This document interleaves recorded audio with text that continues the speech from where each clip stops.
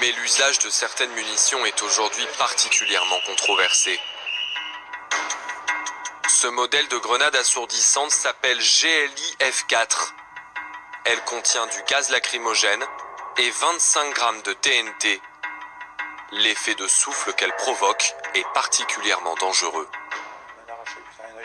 L'éclat d'une grenade de ce type a grièvement blessé Philippe au torse.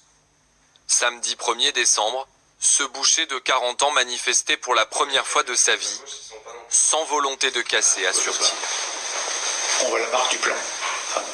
Sa blessure, la voilà.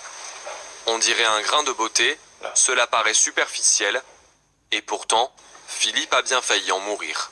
Si vous voulez, je peux voir la cicatrice derrière de l'opération. Le projectile a traversé son artère mammaire et son poumon droit. Et après, ils m'ont ouvert derrière pour récupérer le plomb. Oui, c'était quand même une grosse blessure, j'étais quand même blessé grave, hein, donc oui, c'est pas anodin quand même. Ce jour-là, aux abords de l'Arc de Triomphe, la mobilisation parisienne a totalement dégénéré. Et moi, c'était les guerres après. Il y a eu des casseurs qui sont venus, et balancer des bouteilles, des sacs et de la peinture dedans. Des sacs de peinture sur les CRS. J'en ai vu un avec une fronde avec des billes en ferraille.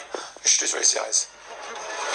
Les forces de l'ordre répliquent avec des grenades lacrymogènes. Philippe tente de fuir, mais selon lui, les CRS l'en empêchent. On ne pouvait pas avancer. Et après, il y a eu des projectiles. Il y a eu des bombes lacrymogènes, des machins. C'est à ce moment-là que Philippe est atteint en pleine poitrine. C'est comme des armes de guerre, hein. Donc c'est pas normal ça. Ça devrait être interdit en France. Interdit, putain. Il s'est vu prescrire 1 mois d'ITT et a porté plainte pour violences volontaires aggravées.